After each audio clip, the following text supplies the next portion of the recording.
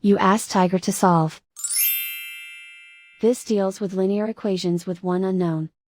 The final result is w equals -9. Let's solve it step by step.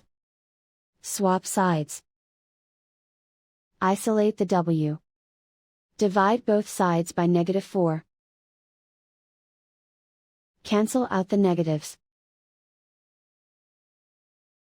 Simplify the fraction. Move the negative sign from the denominator to the numerator. Find the greatest common factor of the numerator and denominator. Factor out and cancel the greatest common factor. And so the final result is w equals -9.